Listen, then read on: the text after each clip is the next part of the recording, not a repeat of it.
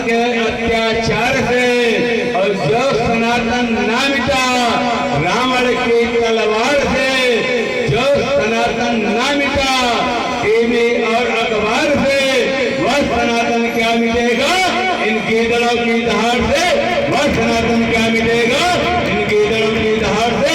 सनातन था, ऋषि मुनि यति जति सती महात्मा सन्यासी थे, हैं और आगे भी रहेंगे। और जब आघात हुआ तो उन्होंने श्राप दे दिया कि जाओ इस परिवार का जब जब पतन होगा तब तब गोपाष्टमी होगी। व्यास वंश की मर्यादा है, आप लोग जानते हैं कि इसके शासन काल में यह कार्य हुआ। व्यास वंश की मर्यादा हम यहाँ से संबोधन नहीं करेंगे, लेकिन उस परिवार में जब जब आघात हो रहा है तब तब गोपाष्टमी ही रहती है। इंदिरा जी के शासनकाल में यह काल हुआ था, और तब से उस परिवार में जब जब आघात होता है तब तब गोपाष्टमी ही होती है। मुहूर्त निकला,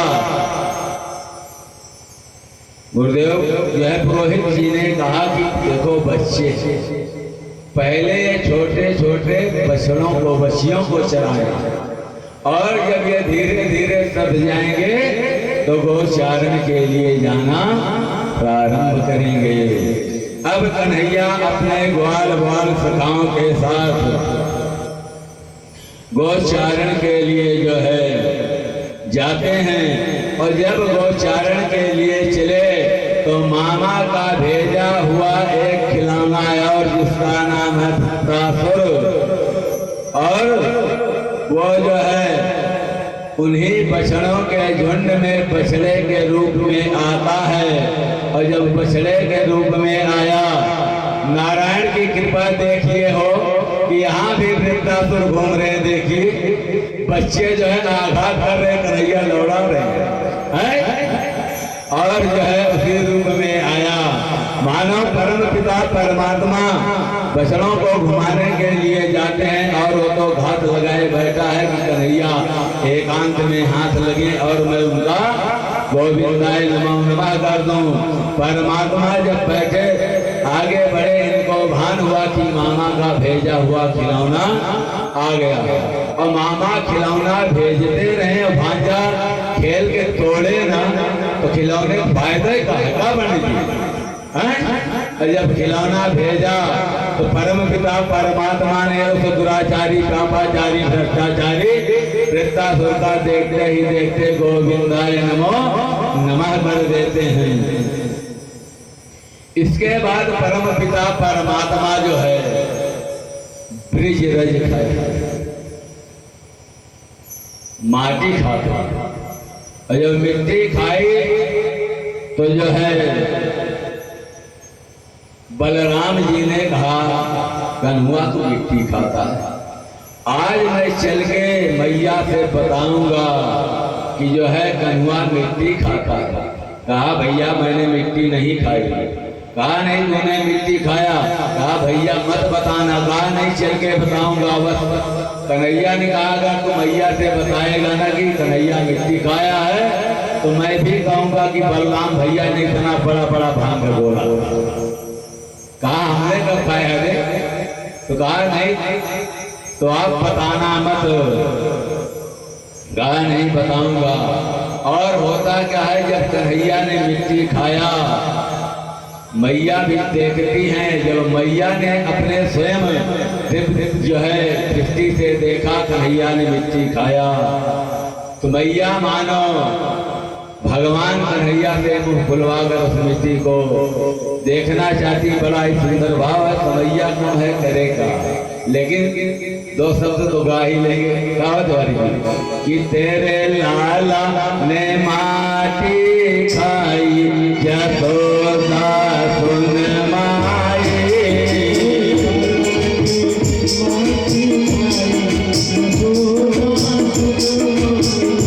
तेरे लाला ने माटी खाई यशोदा सुन माई।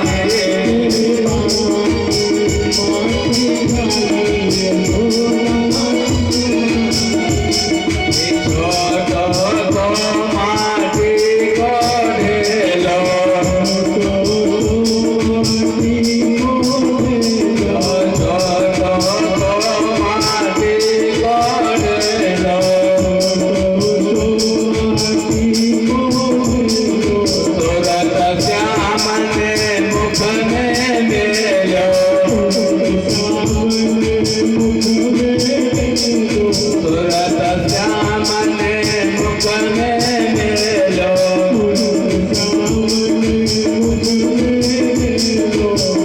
याने कटक कटक कटकाई जसोदा सुन माई,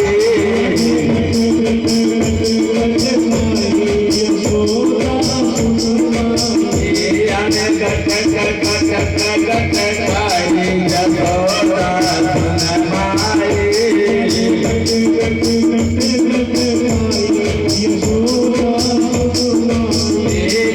लाला ने माँ की खाई जसोदा सुन माई,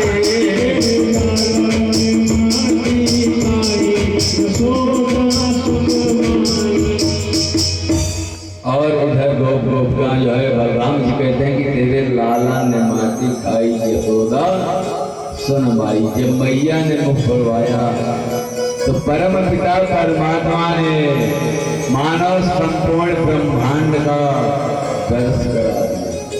और जब मैया ने मुंह में संपूर्ण ब्रह्मांड को देखा, जो है चकित हो गई कि ये मेरा लल्ला नहीं है, ये तो स्वयं निर्गुण निर्लेप निर्विकार निराकार आत्मकाम नैना विराम बांके बिहारी कन्हैया है। मानव कन्हैया को भान हुआ, कन्हैया तूने बहुत गलत किया। अगर मैया के अंतःकरण में यही भाव समाहित हो गया तो तुमको जो पुत्रवत भाव मिल रहा है, स्नेह मिल रहा है यहाँ मैया के द्वारा, तुझको नहीं होगा। मानव भगवान कन्हैया ने तुरंत योग माया को कहा कि मैया को तुरंत माया से ग्रसित कर दो, इनको भान ही ना रह जाए। इसके बाद परमात्मा आनंद लीलाएं कर रहे हैं और परम पिता परमात्मा के अब माखन चोरी हुई। परम पिता परमात्मा ने माखन चोरी की। परम पिता परमात्मा कहते हैं अपने ग्वाल ग्वाल सखाओं से कि रोका सोका श्री रामा मन सुखा, जो है एक समूह एकत्रित करते हैं, कहते हैं देखो ऐसे बात बनने वाली है। कहा क्या?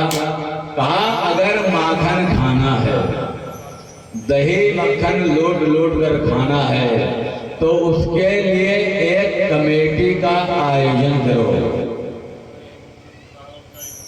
कहा कमेटी बनाई जाए? कहा हाँ। कन्हैया ने कहा एक कमेटी बनाते हैं, और जब कमेटी में जितने सदस्य थे, इनके ग्वाल ग्वाल सखा यही सब थे, रूखा सूखा मन सुखा श्री रामा, सुदामा जो है वो सुदामा दूसरे हैं, नहीं तुमको समझ लीजिएगा आप लोग, श्री दामा। और जो है जब सबको एकत्रित किए, कहा एक कमेटी का आज हम गठन करते हैं। और जब कमेटी बनेगी तो उसका नाम क्या होगा? कहा कमेटी का नाम होगा ग्वाल ग्वाल चौर विद्या प्रचार मंडल। ग्वाल ग्वाल चौर विद्या प्रचार मंडल कमेटी नाम बढ़िया का बनेगी। और जब कमेटी तैयार हुई, कार्यकर्ता नियुक्त हो गए, सबको पद दे दिया गया, अध्यक्ष उपाध्यक्ष कोषाध्यक्ष सचिव हैं। भाई अगर सब रहेंगे तो अग्रिम जमानत के लिए भी अगर कहीं आवश्यकता पड़ जाए तभी बात बनेगी। और जो है होता क्या है कि जब कमेटी का गठन हो गया, एक पद्मावती नाम की गोपी है, परम पिता परमात्मा से अनन्य स्नेह रखती है, लेकिन शरीर उसका भारी था। अनेक परम पिता परमात्मा की बाकी झांकी के लिए डेली नंद बाबा के महल तक आ भी नहीं सकती, और वो चाहती है कि परमात्मा दिन प्रतिदिन हमारे घर आए और मैं उनकी बाकी झांकी का दर्शन करूं। और जब मौका लगता तब आकर केवल मैया यशोदा से एक ही बात कहती कि रे यशोदा, तेरा कन्हैया मेरे घर चोरी करता,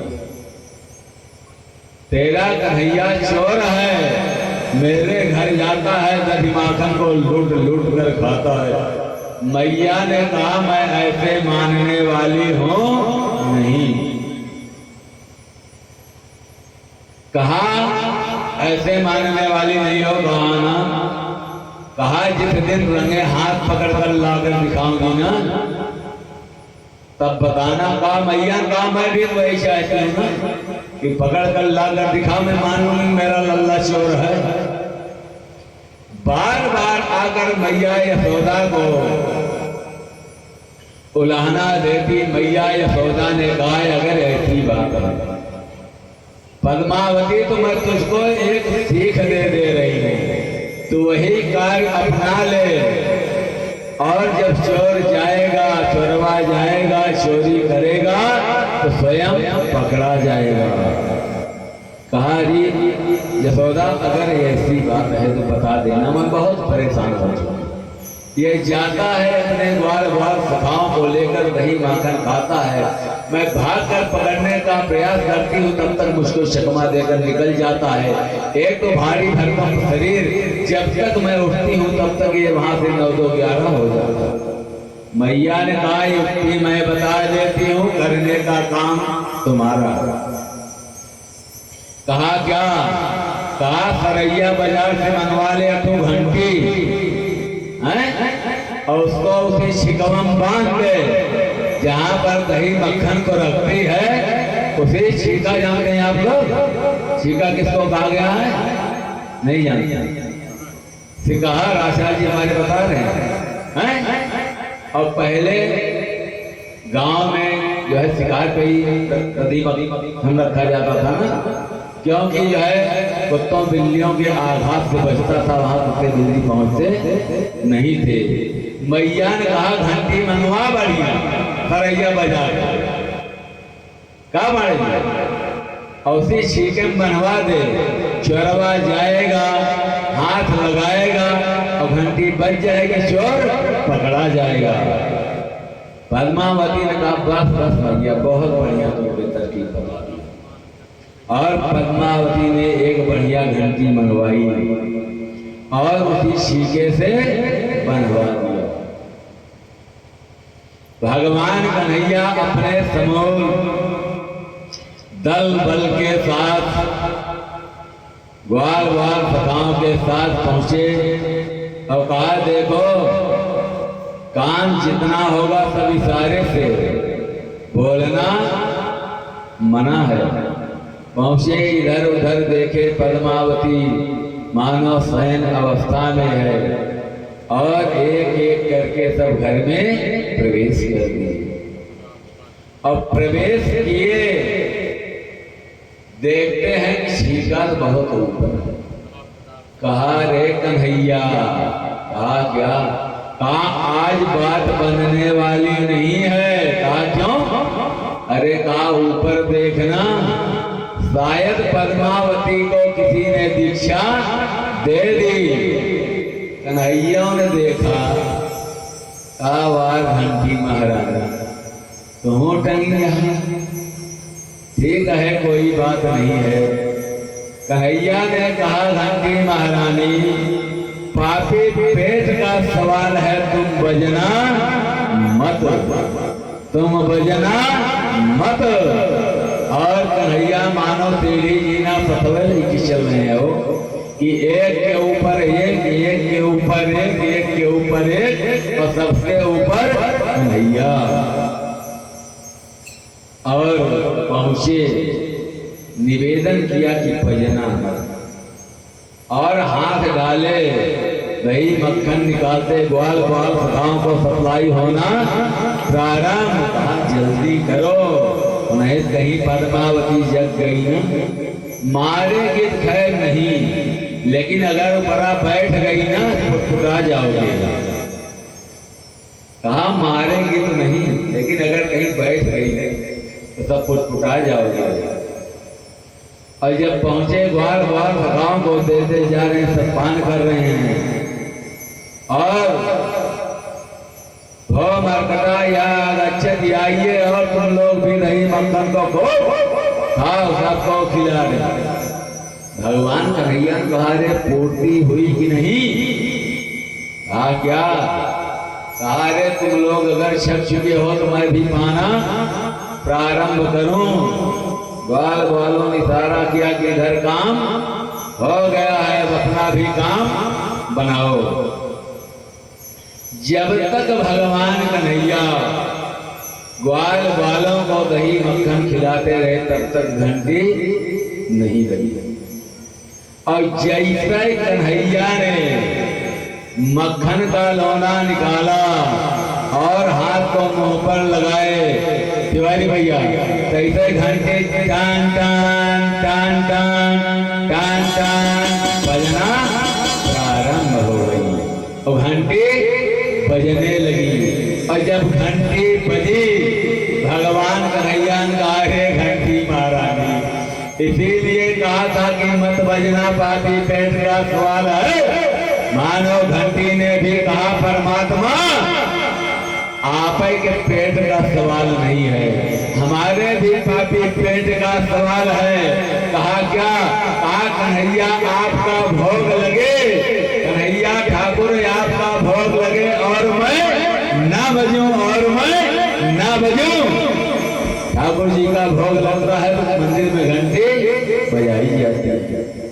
कहा ठाकुर आपका भोग लगे और मैं ना बजूं, अगर आपके भोग के समय ना बजूं तो मैं भी अपने नौकरी से सस्पेंड हो सकती हूँ, बर्खास्त हो सकती हूँ, इसलिए मेरे भी पापी पेट का सवाल हुआ। और जैसे घंटी बजी तैसे पद्मावती बस अलर्ट मोहर ठाड़ धागा बच्चा। भगवान कन्हैया को देखा ग्वाल ग्वालों ने, होगा क्या? कहा घबराओ मत। बाहर से इशारा हुआ दो लोगों को कि अग्रिम जमानत, बाहर ही जमानत हो जाए, क्योंकि सभी लोग एक साथ प्रवेश करते नहीं थे। असायंकालीन वेला के समय का एक कृत्य है, इशारा हुआ। भगवान कन्हैया ने कहा घबराओ मत।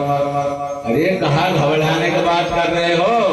मारेगी तो नहीं, लेकिन पहले में बताया अगर किसी के ऊपर बैठ गई तो वहीं फुटफुटा जाओगे, गोविंदाय नमो नमः हो जाएगा। भगवान कन्हैया का काम मत करो, अभी कोई बंदोबस्त करता हूँ। भगवान कन्हैया इधर उधर देखना प्रारंभ किए। इतने में होता क्या है कि परम पिता परमात्मा की दृष्टि एक कोने में रखी हुई एक देहरी पर पड़ी। और देहरी किसको कहा जाता है? जिसमें पहले हम आप अन्न रखते थे, वो मिट्टी का हुआ। पद्मावती उसमें रखती थी गेहूं और उसमें हो गए थे घुन, अनाज को निकाल लिया था और कन्हैया ने देखा कि ये है खाली, तो सभी को उसी में उठाकर आईसी में घुस जाओ और बर्फ बिहाना लगा रहो और उसमें घुस तो गए। अच्छा कुछ देर तो शांत रहे, दबके बैठे रहे, लेकिन जब धीरे धीरे घुनों का आघात होना प्रारंभ हुआ शरीर में तो उसक फुसक उथल पुथल धीरे धीरे मची। कहा पंडित? अरे अभी ये कीड़ा शरीर में घुस जाए। और जब धीरे धीरे उथल पुथल मची तो देहरिया हिलना शुरू हो गई। पद्मावती कहने लगी हो न हो, ये देहरिया क्यों हिल रही है? और जैसा आगे बढ़ी इन लोगों का उथल पुथल के कारण देहरी धड़ाम से गिरी। और जब धड़ाम से गिरी तो उसमें से भोर भोर भागना जो है प्रारंभ कर देते। सब तो भाग गए, लेकिन कन्हैया रंगे हाथ पकड़े गए। और जब कन्हैया पकड़े गए, पद्मावती ने कहा कन्हुआ डेली तेरी माँ कहती थी कि पकड़ कर ला, आप तुझे रंगे हाथ पकड़ कर लेकर चलूंगी। कन्हैया ने कहा कैसे लेकर चलोगी, वो तो वक्त बताएगा। अपने अंतःकरण में विचार करने लगे कि मैं अग्रिम जमानत के बंदोबस्त में लगा हूं। और इधर कुछ ग्वाल सखा भागते भागते पहुंचे जो है नंद बाबा के पास। बाबा बाबा बाबा बाबा क्या है, क्यों चिल्ला रहे? कहा बाबा आज हम हम उम्र नन्हे मुन्ने बालकों का एक उत्सव था। हम लोग गए थे भोजन में और वहां से आ रहे हैं तो देखे कि जो घर के पास वाला खेत है ना, उसमें पशुओं का बहुत आघात हो गया है और हम लोग भगाने का बहुत प्रयास किए, प्रयत्न किए, लेकिन हम ठहरे नन्हे मुन्ने बालक को पशु हमारे साथ ही आघात करना चाह रहे हैं और भाग नहीं रहे हैं। बाबा जल्दी आप जाइए और उन पशुओं को वहां से भगाइए। नंद बाबा ने कंधे पर रखी कमली और एक हाथ में लाठी दूसरे हाथ में लालटेन लेकर चल देते हैं उसी मार्ग से जिधर से पद्मावती भगवान कन्हैया को लेकर आ रही है। और जब नंद बाबा चले जा रहे हैं, उधर से पद्मावती आ रही है। पद्मावती ने जब नंद बाबा को देखा तो नंद बाबा पद्मावती के लगते थे जेठ और उनको देखकर दो हाथ का पल्लू किया और जब पल्लू किया कन्हैया ने अरे गोपी का क्या कहा, मेरा हाथ बहुत तेज दर्द कर रहा है, तू मेरे हाथ को छोड़ देना। पद्मावती ने कहा तेरे हाथ को छोड़ दो और तू यहाँ से 9 2 11 कहा नहीं, तू मेरे इस हाथ को छोड़कर इस हाथ को पकड़ ले। पद्मावती ने भी अपने मन में विचार किया, हो न हो है तो नन्हा बालक ही, क्यों ना इसके उस हाथ को छोड़कर दूसरे हाथ को पकड़ लूं।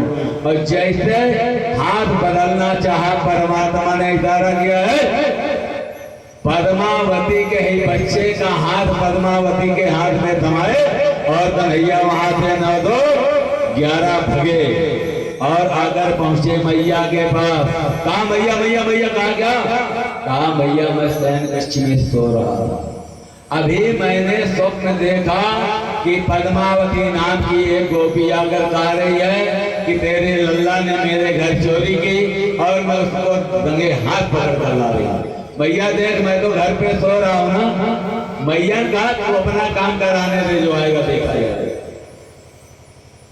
और पद्मावती को केवल एक ही बात भान कर रही है कि आज मैं कन्हैया को हाथ पकड़कर ले जा रहे हैं। पल्लू ऊपर करने का भी भान नहीं रहा।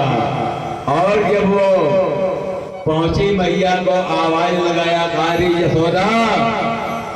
मैया ही कहा क्या क्या चिल्ला रही? कहा तू डेली कहती थी ना कि रंगे हाथ पकड़ कर दिखा, तो देख आज मैं रंगे हाथ पकड़ कर ला रही हूँ। कहा किसको? कहा तेरे लल्ला को, जो कहती है कि बड़ा सरल है, बड़ा सुशील है, चोर नहीं है। देख मेरे घर चोरी किया और आज रंगे हाथ पकड़ा गया। कहा पकड़ कर लाई होगा? हाँ। मैया यशोदा ने कहा पहले तू अपने घूंघट को ऊपर कर और देख क्या तेरा खुद का लल्ला है या मेरा लल्ला है, या तेरा खुद का लल्ला है या मेरा लल्ला है। और जैसे पद्मावती ने घूंघट को ऊपर किया, पकड़ा कान का, रे निगोड़े तू कहां से आ गया रे? इतने में कन्हैया कहा मैया मैया। कहा क्या? कहा रे पद्मावती कुशल से है। पद्मावती कहने लगी मैं इसको पकड़ कर ला रही थी और तब मैं समझी नहीं कि इसने अपने हाथ को छुड़ाकर मेरे बेटे का ही हाथ मेरे हाथ में पकड़ा। परम पिता परमात्मा इस प्रकार की अनन्य लीलाएं कर रहे हैं, बाल लीला कर रहे हैं और पद्मावती गदगद हो जाती है और परम पिता परमात्मा की बाकी झांकी का दर्शन कर के अपने महल को लौट जाती है। एक दिन एक गोपी परम पिता परमात्मा के स्नेह में तृप्त होने के लिए मैया यशोदा के पास आई और कहती है मां मुझको थोड़ा सा गोमय दे दे, आज मेरे यहाँ भगवान सत्यनारायण की जय जय है, पूजा है। मैया यशोदा ने कहा ये बात कोई पूछने वाली है, अगर तेरे यहाँ भगवान सत्यनारायण का पूजन है तो तू गोमय ले जाना, गोबर क्योंकि लेपन कार्य होगा, आज पूजन है। गोबर ले जाने का तो एक बहाना है, और वो केवल केवल भगवान कन्हैया के बाकी झांकी के दर्श के लिए आती है। और जब कहा कि गोमय ले जा, मैया ने तो कह दिया। गोपी गई, टोकरी लाई, और जब गोमय भरना प्रारंभ किया तो हमारे कन्हैया पहुंच जाते। कहा गोपी, कहा क्या कर रही है? कहा गोमय। कहा तुझे मैं गोमय नहीं ले जाने दिया, कार्य में मैया से पूछ कर आई हूँ। कहा पूछी है? कहा हाँ। कहा भाई ये पूछे तो ले जाओ।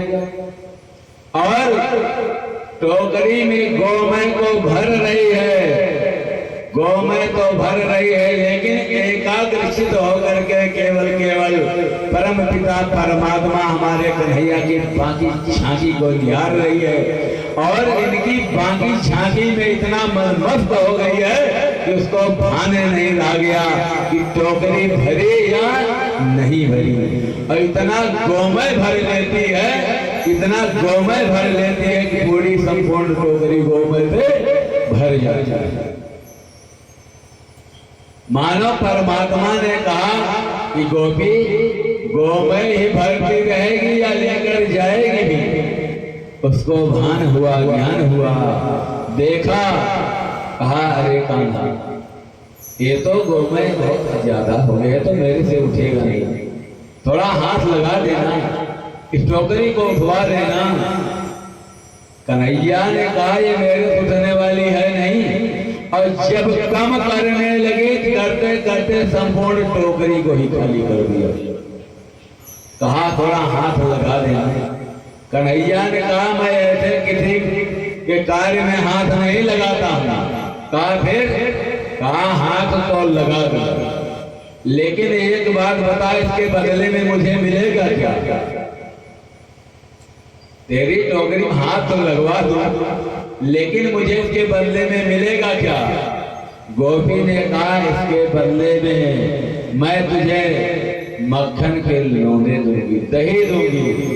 कन्हैया का फिर तो कोई बात नहीं, चलो करवा देते। खाली टोकरी ही उठवा दिए गई, भान हुआ पुनः आई फिर गोमय भरती।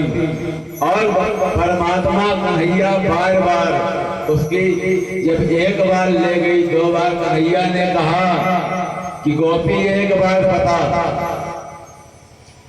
तू गोमय तो ले जा, मैं हाथ भी लगा रहा हूं, लेकिन इसकी गणना कर रही है या नहीं? गोपी ने कहा कन्हैया, हम तो ठहरी ठेठ ग्वालन, हम तो पढ़ी लिखी है नहीं, तो ही इसकी गिनती गणना कर। कन्हैया ने कहा तो हमें कौन सी पीएचडी की है? जैसे तू है वैसे मैं भी हूं। कहा फिर? कन्हैया ने कहा मैं तुझको एक तरकीब बता देता। कहा क्या? कहा देख, 2 बार 3 बार तू गोमय ले, और तू जितनी बार ले गई है, इसी गोमय का गोबर का टीका मेरे कपोलों पर लगाती जा। जितनी बार ले जाओ उतने टीके लगा दे। और बाद में हम लोग चलकर किसी पढ़े लिखे व्यक्ति से इसकी गणना करा लेंगे, और जो कुछ हिसाब बनेगा उतना लोना तो मुझे माखन दही का दे देना। बात तय हो गई। गोपी ने भी कहा ठीक है। और प्रातःकालीन वेला से मध्याह्नकालीन वेला हो गई। गोमय ले जाती, गोमय का टीका लगा जाता। और जब प्रातःकालीन वेला से मध्याह्नकालीन वेला हो गई, मालूम मैया को भान हुआ, ज्ञान हुआ कि मेरा लल्ला प्रातःकालीन में पान करके पता नहीं कहाँ चला गया, कुछ खाया नहीं है, पिया नहीं है, मेरा कन्हैया भूखा होगा, प्यासा होगा। इधर उधर इनको ढूंढने का प्रयत्न करती हैं, प्रयास करती हैं, लेकिन कन्हैया कहीं मिलते नहीं है। क्योंकि जब गौशाला में अभी मैया पहुंची गौशाला में तो देखती हैं बढ़िया गोमय के टोकरी उठवा दी। मैया ने कहा रे कन्हैया, हाँ पहुंची, पकड़ा कान, कहा रे निगोरे बता, प्रातः काल से मध्यान्ह कालीन बेला हो गई तो कुछ खाया पिया नहीं है, चल शीघ्र घर चल, पहले मैं तुझको कुछ चलकर खिलाती हूँ पिलाती हूँ। और मैया लेकर आई और स्वच्छ निर्मल जल को लिया, इनके मुंह को धोने का प्रयास करती हैं। वो प्रसालन के लिए कहा मैया मैया मैया मैया, कहा क्या है रे, कहा मेरा मुंह मत धो। कहा क्यों, कहा अगर मेरा मुंह धो देती हो सारा हिसाब हो चौपट हो जाएगा। मैया का कौन सा हिसाब रे, अरे कहा ये जितने टीके लगे हैं ना इतने मुझे माखन के लोने मिलेंगे।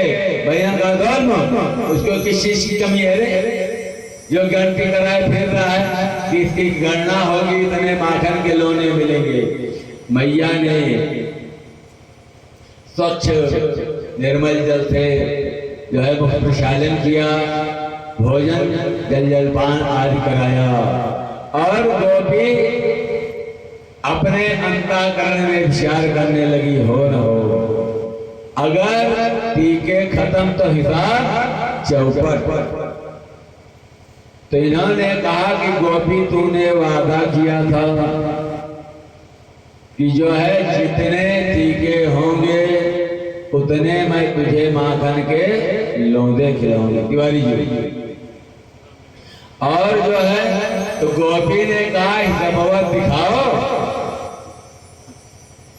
हिसाब तो दिखाओ। लगी जब हिसाब चौपट हो गया है तो कन्हैया ने कहा चल ठीक है हिसाब चौपट हो गया, कम से कम एक आधा दिन तो माखन के लोने दही के लोने दे देना। गोपी का जब हिसाब चौपट तो देना लेना सब बराबर हो गया। और इस प्रकार कहकर मानव परमात्मा को कन्हैया को दही के लोने देने से मुकर जाती है। और एक दिन क्या हुआ कि मक्खन दही को लेकर जो है मानव उनका व्यापार के लिए जब चली, इतने में जिस मार्ग से गोपी आ रही है उसी मार्ग से हमारे कन्हैया जा रहे हैं। और जब कन्हैया ने देखा भान हुआ हाँ बस पक्का यही थी। और परम पिता परमात्मा ने पीछे से ही करते क्या है कि उसके पटके को दुपट्टे को पकड़ते हैं और कहते हैं कि आज तो तुझे दही का लोना तिवारी जी देना ही पड़ेगा। तो गोपी कहती क्या है, बड़ा सुंदर भाव है कि मेरा छोड़ दे दुपट्टा नंदला, तेरे दही लेके आओगी।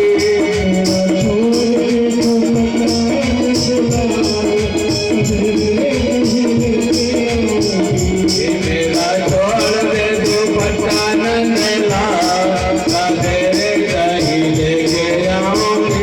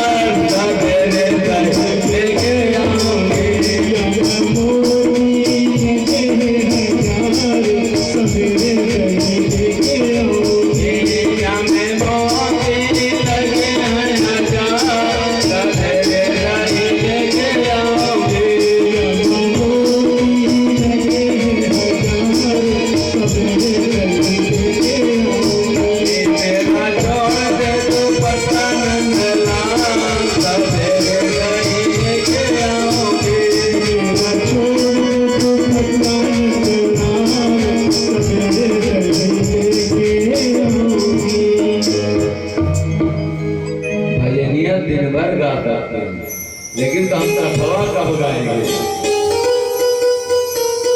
मेरा छोड़ के तू पट्टा नंदलाल सवेरे नहीं लेके आऊंगा। और परमात्मा इस प्रकार अनन्य लीलाएं कर रहे हैं। एक दिन होता क्या है कि परम पिता परमात्मा बाल लीला करते हुए और गोचारण के लिए जब जंगल में जाते हैं तो इतने में होता क्या है कि मामा भोजराज का भेजा हुआ एक खिलौना और जिसका नाम है बकासुर। हम तो सुर से परेशान हो गए, सब सुर ही सुर हैं। आज जब असुर की सभा है तो पंडित जी तो असुर तो होंगे जो है बकासुर। और जब परम पिता परमात्मा गौचारण के लिए जाते हैं तो उसी समय वो अपने मुंह को जो है फैलाए हुए बगुले रूप में बगुले के रूप में बैठा है कि कन्हैया आए और मैं उनको अपना ग्रास बनाऊं और उससे उनका गोविंदाय नमा हो जाए। गौचारण करते हुए जब कन्हैया गौचारण करा रहे हैं, गौचारण करते करते जो है बछड़े आगे बढ़ गए। परमात्मा को भान हुआ, ज्ञान हुआ कि बछड़े चलते चलते कुछ दूर निकल गए हैं। जो है ग्वाल वालों ने कहा कि कन्हैया के नहीं विराजमान रहो, मैं बछड़ों को घुमाकर आता हूँ। कन्हैया ने कहा किसी को जाने की आवश्यकता नहीं है। और परम पिता परमात्मा जब बछड़ों को घुमाने के लिए जाते हैं तो वह बकासुर जो है बकुले के रूप में वहां पर विराजमान है। परम पिता परमात्मा को देखा, परम पिता परमात्मा के साथ हमारे कन्हैया के साथ आघात करना चाहा। इतने में हमारे ठाकुर ने कन्हैया ने उसके दोनों चोटों को पकड़ा और मध्य से पकड़कर उसका गोविंदाय नमो नमः कर देते हैं। बोलिए भक्तवत्सल भगवान की। और पहले भी नहीं बताया कि असुरों का गोविंदाय नमो नमः करने में हमको 1 मिनट लगता है, क्योंकि मैं इनकी कथा को विस्तार से गाना नहीं चाहता। और इस प्रकार परम पिता परमात्मा जब बकासुर का उद्धार कर देते हैं, मामा भोजराज कंस बौखलाया, कहा इतना भयानक भयानक खिलौने भेजता हूँ लेकिन भांजा खेल ही खेल में सबको तोड़कर नष्ट कर देता है। और इधर भोजराज कंस ने एक खिलौना और भेजा जिस खिलौने का नाम है अघासुर। अघासुर अजगर के रूप में विराजमान है, विद्यमान है। और वह भी परम पिता परमात्मा के साथ आघात करना चाहता है। परम पिता परमात्मा गोचारण करते हुए जब वीराबान जंगल में पहुंचे तो देखते क्या है कि यह अघासुर अजगर अपने मुंह को फैलाए हुए विराजमान है। ग्वाल ग्वाल सखाओं ने कहा कि कन्हैया देख कितनी सुंदर गुफा है ना, देख कितनी सुंदर गुफा है। हमारे कन्हैया ने ठाकुर ने कहा कि ऐसा है गुफा अच्छी है कि बुरी है, पहले मैं इसका निरीक्षण कर लूं, जाकर देख आऊं, इसके बाद उन लोगों को चलकर गुफा का भ्रमण करा दूंगा। और परम पिता परमात्मा जब अघासुर के मुंह में प्रवेश किए, अघासुर जो है मानव परम पिता परमात्मा को अपने मुंह में बंद करके इनका प्राणांत करना चाहा। इतने में हमारे परम पिता परमात्मा ने मामा का भेजा हुआ खिलौना अघासुर नाम का जो दैत्य है उसका भी देखते देखते गोविंदाय नमो नमः कर देते हैं। बोलिए भक्तवत्सल भगवान की।